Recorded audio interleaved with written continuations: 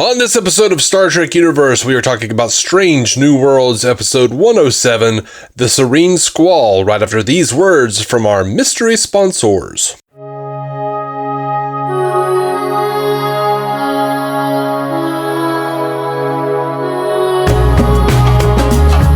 Welcome to Star Trek Universe, the podcast where you get to listen on two lifelong friends just chat about Star Trek a bit. My name is Matthew Carroll. I'm David C. Robertson.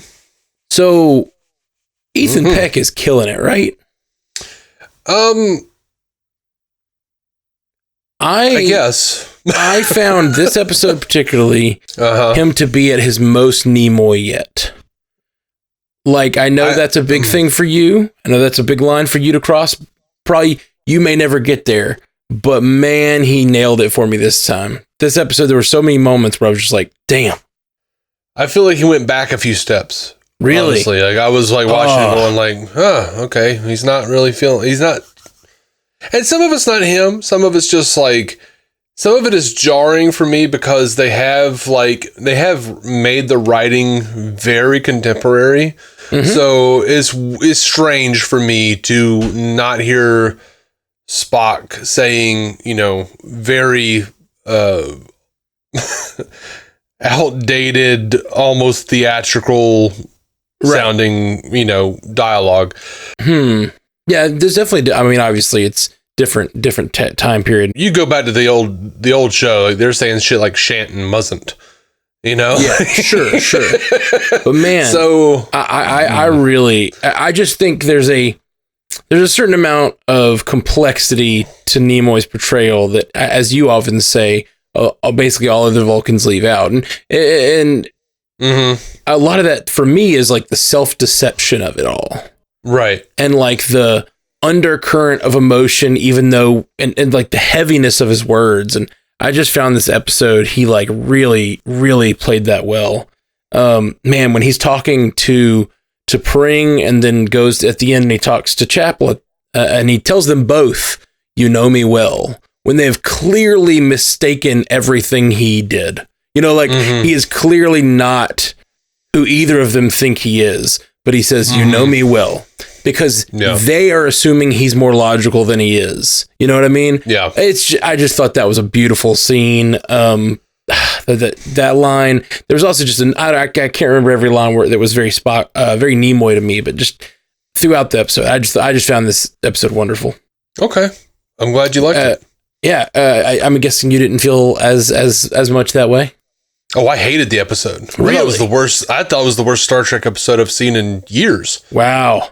I thought the worst new Star Trek episode I've seen in years. One of it's one of my favorites. It's continuing the trend of, for me, Strange New Worlds. The last like 3 or 4 have been getting better and better. And last week was, I think, my best yet. And I think this one might have topped it. Like, I love this episode. I think it was going that way for me mostly. But yeah, I just didn't like this episode at all. I liked a couple of things. Sure. Like I liked, when I say I hate a thing, I don't really hate it. I'm just like, unless I really hate it, and then you'll know about it. I understand. Hate is a sliding scale. Hate is a sliding scale. You can ask fans of DC on Screen. Dark Knight Rises and Wonder Woman 1984. Absolute vitriolic hatred. Right. Real hate. I'm with you with both of those movies. Terrible. Absolutely. I like the whole conversation of it's not what you are, it's who you are. And I even, absolutely, I did think it was somewhat on the nose that the trans character was saying it. But whatever. I guess that's what they felt like they had to go for. They were trans? Yes. Okay. I noticed at the end he called them they. Pike did. I did not catch that they had said that at any point or whatever. And I was like, oh, were they trans? I didn't even notice. They have been advertising it all week on social media. Oh, well, see, I don't. That's hilarious because watching it did not know at all. And then, well, see, I say trans. Are they trans or are they non-binary? Trans. Because, okay. From my understanding. Okay. Oh, the actress is trans? Yes. Okay. Okay, that makes more sense. I was confused because he said they, which would more mean non-binary than trans. I don't know. You know, I'm not very good. I'm an old dog. I'm trying to be as new tricky as I can be, but I'm bad at the language of this. It's okay, man. Well, it's okay to me because I'm cis. I don't give a shit. Well, I do give a shit. I am also cis, but I do give a shit. I'm saying you're not hurting my feelings. You're hurting other people's feelings, and I feel bad for them that you're an asshole. Yeah, thank you. But okay, I just didn't know. I guess that's just the advertising. They put that out there. I didn't know. No, the thing is, I know you, and I know your heart's for the right place, even if the neurons aren't getting, clinging together well enough. You know what I mean? This week it's my turn to be the dullard. Sorry. Hey, call back. And I say this week, and the only reason I can make a callback is because we recorded that 24 hours ago.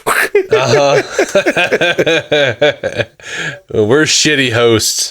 We just had a busy week, man. We did. It's a hobbycast, and I love it. Yeah. Everybody give us lots of money. We don't even have a Patreon. I was like, everybody give us lots of money, and then we can do this for a living. And then A is like, we have not even set that up. No one can. Yeah. Okay, so I loved that character, Angel. Thought they were great. I loved the actress. I loved the performance. I absolutely loved it. I thought she was.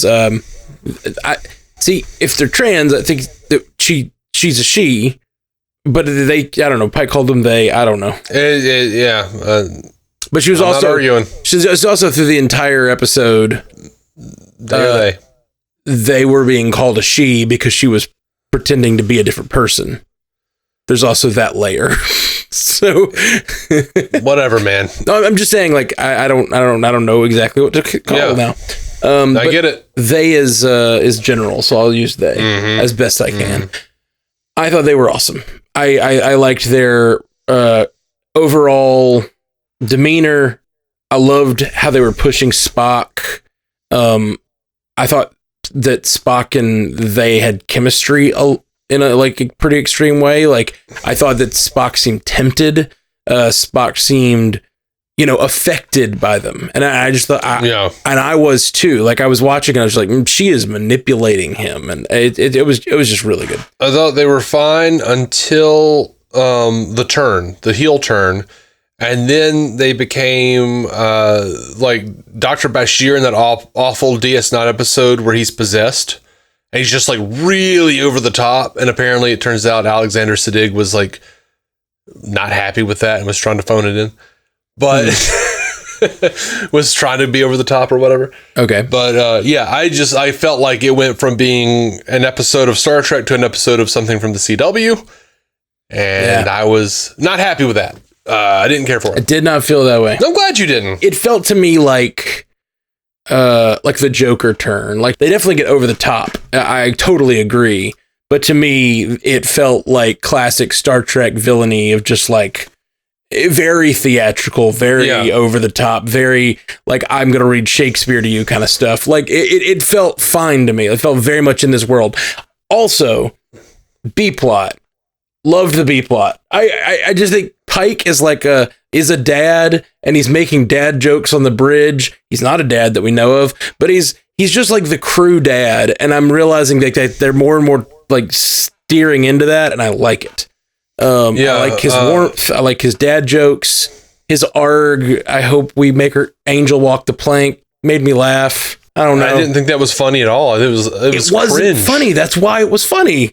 Like, it was cringe. He was making a dad joke. That's the thing. I like that. It just felt weird. I like that Una is like looking at him like, no, that's not cool, man. Yeah. I mean, I know it wasn't meant to be like funny. Yeah. It was like the situation that he was being that way and that she was like, please never do that again, was supposed to all be funny. I didn't like any of it. I thought it was a waste of their money. They spent probably $100,000 on that shot. And they did not. No, probably a few thousand, but it's probably what $3 or $4 million they spend on this show. I don't know, but per episode. But when once you're there and you got everyone on site and you're doing the thing, it's just the moment of shooting, which yes will cost probably a couple $1,000 because you got to do catering and da. But yeah. A lot of that cost is amortized into like sets and shit. So like the sets are built. The uniforms are there. The crew's been hired. They're just standing there. Yeah, that could have been an outtake for all, and they just that we needed a couple extra minutes. A couple of people have been mad that we've gotten below 40 minutes a few times. So let's throw in an extra minute of bullshit. Yeah, I didn't care for it. I liked it. Still don't care for Ortega's. I liked Ortega. I liked your reaction to that. I really liked the Spock Chapel stuff. I really liked Chapel this episode. Yeah. Trying to veer into things I liked. Chapel was good. T'Pring was good. I think T'Pring's really pulling off a good Vulcan as well. I really like T'Pring as a Vulcan. Yeah. Just under the surface. I mentioned the conversation they had in their quarters after the big battle sequence or whatever, or what, and he's just like, she says that line, I knew it was illogical because you would never have feelings for Miss Chapel or Nurse Chapel. And it's just like, that's copium, man. That's like pure copium, from T'Pring there, like pure Vulcan copium. I like it. He's like, yeah, no, of course. I didn't like that at all. You know me well.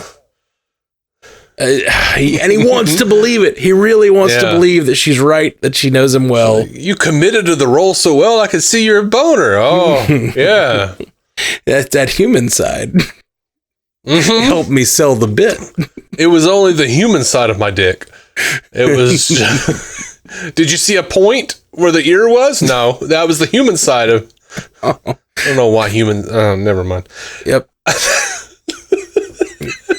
Anyhow... Points all over, man. How far do the points go down? I don't know, man. Like, Klingons have ridges all the way down their back, I assume. Yeah, I was just quoting that classic line about Jadzia. How far do the spots go down? Oh, yeah. All right. Well, good episode, man. Thanks for being here. I loved the B plot. It felt like very Lower Decksy to me. Like it got really silly, but I liked it. I liked it. Like, we know this is the B plot. We know they're like, once you meet the Orion captain and once you find out what their plan is, it's kind of a joke. And it's just M'Benga. Yes. He like can't keep a straight face. I like that the crew is like barely hiding their plan. I don't know. It just felt funny and Lower Decksy to me. Part of it felt like that. Like, I got that feeling sometimes, and then other times I was just like, this is absolute ridiculousness. Yeah. I like when the okay, talking about over the top villains, this whatever he was, Orion guy who was like the fake captain, Rax or something like that. I can't remember. Pike is just like, I'll cook for you. Yeah. And he's like, okay. I was just like, I looked at Bethany. I said, that is absolutely stupid. That is completely stupid. And then like, I don't know. It's just it was so dumb. I felt like it was like they were making fun of me for watching the show. The show was making fun of me for watching the show. I disagree. That's the way it felt. I disagree wholeheartedly. I think it's silly, but like they sold it for me. I don't know. I liked it, man. It was silly. And yes, I totally agree that it is like a silly plot line and that it is ridiculous. But I don't know, man. Star Trek has this room for ridiculous that I have always enjoyed. I think that like we always joke about how Julian and O'Brien feel like they're on a different show. Yeah. For lots of reasons. Like, they're not as woke as the rest of the crew. They're just a little off. They're also just doing utterly ridiculous little exploits, you know? And like, I always liked that side of Star Trek. From that, and then you go back to, you know, original series, you get even more ridiculous, crazy 60s stuff. And I just, there's room for it. I just dig it.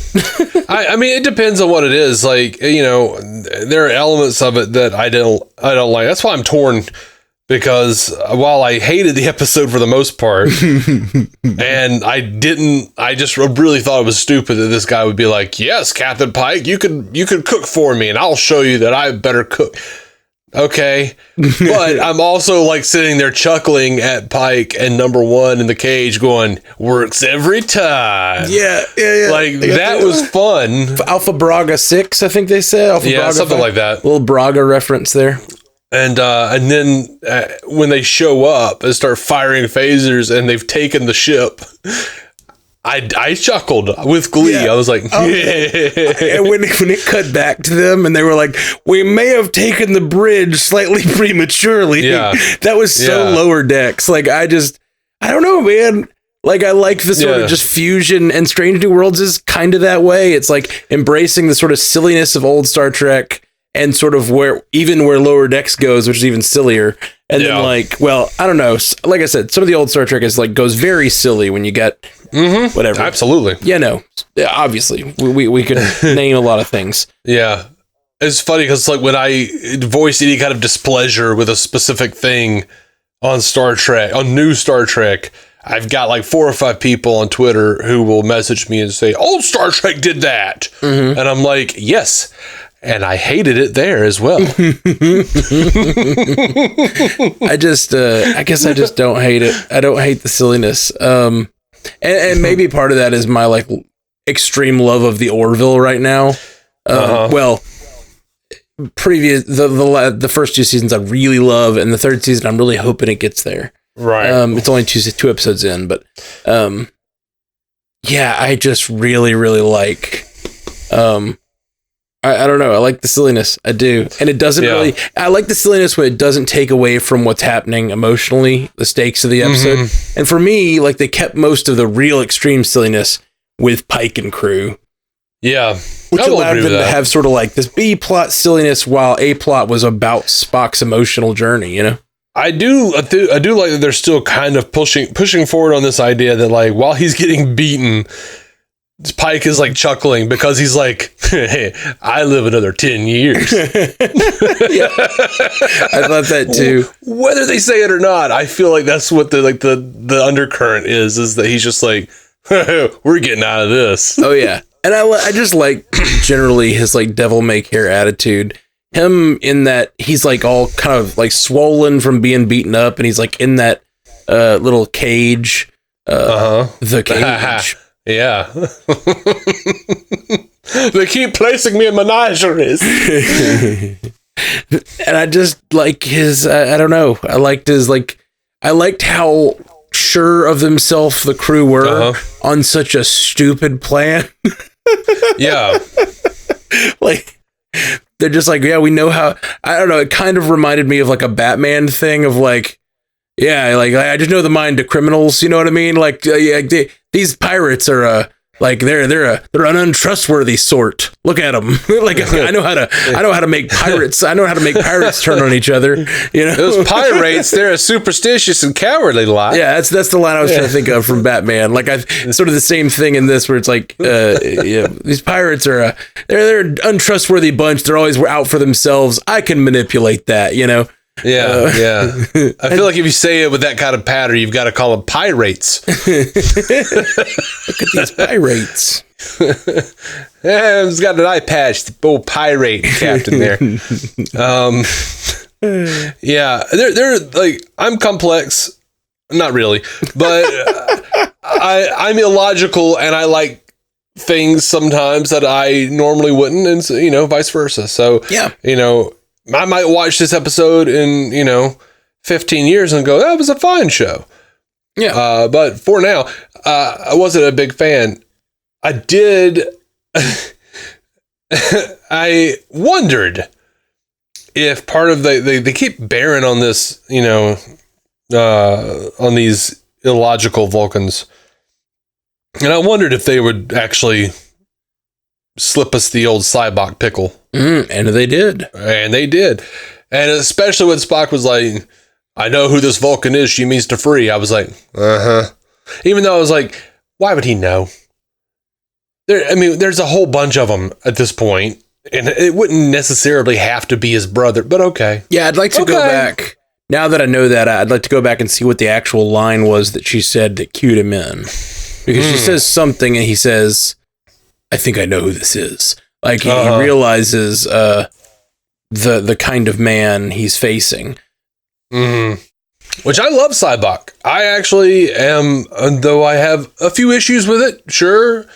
Some very fall flat humor moments where they were trying real hard to be Star Trek 4. I do enjoy Star Trek 5, and I thought Cybok was a compelling villain, or antagonist, we'll call him. He wasn't really a villain. He wasn't a bad guy. He was just kind of an asshole who was a religious zealot, but he wasn't like one of those like bad Republican religious zealots. He was one of the worst religious zealots. I mean, not in the real world. There are much worse religious zealots. Yeah.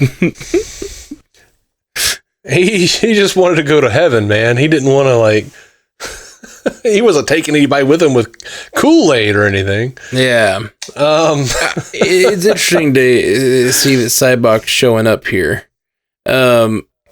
Yeah, I'll be interested to see how they handle that, and if it gives new context to Star Trek V and all that good stuff. Yeah, I'm interested to see. I do feel like it's being shoehorned in, and at this point, I feel a little like it makes me feel worse. This whole show is making me feel worse for Nurse Chapel in the original series, because I'm like, dude, you told Nurse Chapel about your half brother. You didn't tell Kirk that for 30 years. He was your best friend, but dude, you've been stringing her along all this time, haven't you? You dirty bastard. You green-blooded son of a bitch. No, man. He's honest. He would never do that. Yeah. He's an honest man. He didn't have that passion. No. That was, you know what? He sold it with the human side. I have a crush on Nurse Chapel from Strange New Worlds. Me too, buddy. You see all these dudes that she took out with her little hypo spray? She's a badass. She is.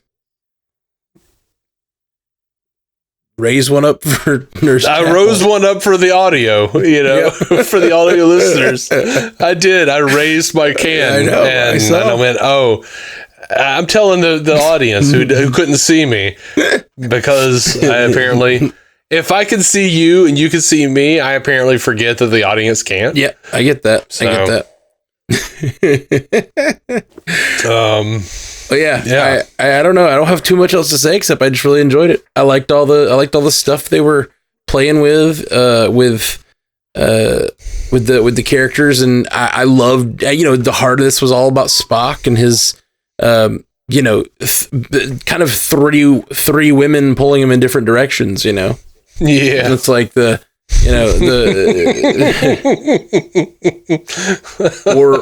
or people, because I don't know. I think they called her a woman the entire episode, and then he called her they. It's the only thing that's making it confusing.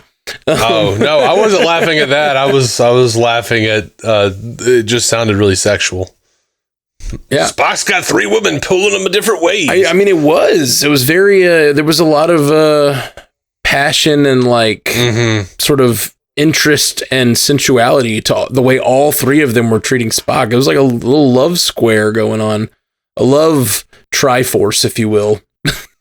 Spock's the middle point of the Triforce there. Right. All right. Yeah. It just sounds like a bad cartoon from the 80s. Triforce. It's the it's 90s, right? It was the 80s or 90s. It's the symbol from the Zelda, the Triforce. Oh my God. It's Zelda. Oh, I don't. Zelda I never followed the Zelda.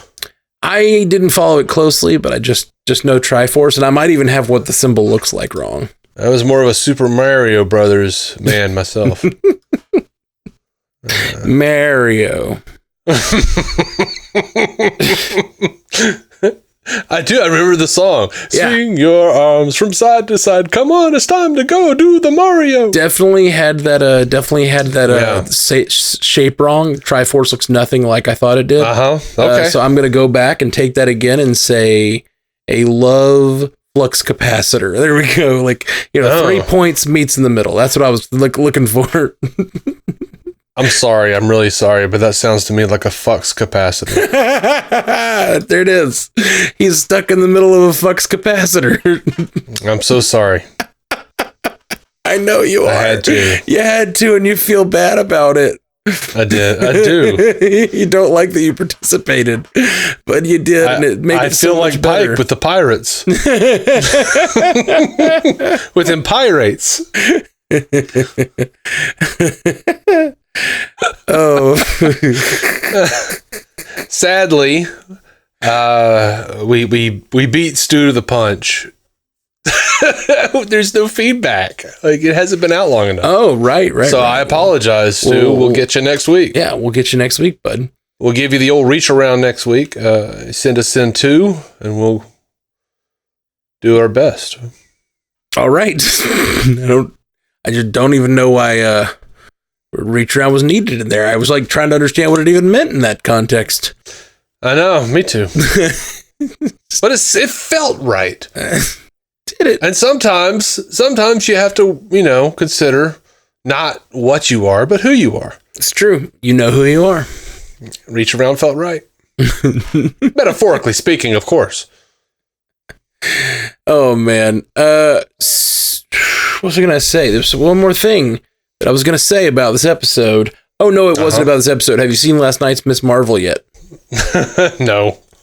Okay. I haven't. I thought I was going to. And well, then I won't try to spoil it. I'll let you see if you notice a little thing that I noticed. And we'll talk about it later. Is it the same little thing that T'Pring noticed? Was there a point on one side? How funny would it have been if they'd made that decision? Star Trek got as popular as it is now, but they had made the decision to give Spock one pointy ear because he's half Vulcan and half human. Right. Yeah. So he's gone along all this time with one pointy ear. Yeah. I thought you meant on his peen. Yeah, no, I know. And I was thinking Roddenberry probably did. Because he was notoriously all about the peens and vahines. Mm. He was all about that sex, that dirty, grimy, wife-swapping sex, All right. Drug-addled, snorting coke off of hookers' backs and shit. I am certain with his propensity for, demanding third boobs and second belly buttons and all sorts of weird shit. I think he probably has personal drawings of Spock with pointed ears on his dick somewhere in the Roddenberry vault.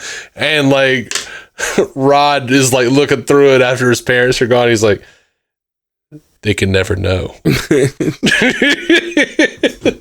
They can never know. Oh. They can suspect, and they will, but they can never know. You went really deep on this when my question was, what if they'd given Spock only one pointed ear? And I'm saying that Roddenberry is Brody Bruce of the Star Trek universe.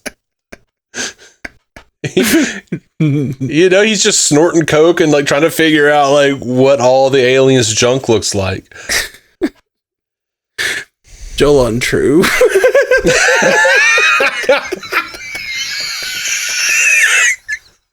Live long and prosper. Thank you for listening to the Star Trek Universe Podcast, a Stranded Panda production. If you'd like to hear more from David C. Robertson, check out the DC On Screen podcast or maladjusted.tv for his web videos. If you'd like to hear more from Matthew Carroll, check out the Marvel Cinematic Universe podcast or listen to his music. Just search for Matthew Carroll anywhere you get music.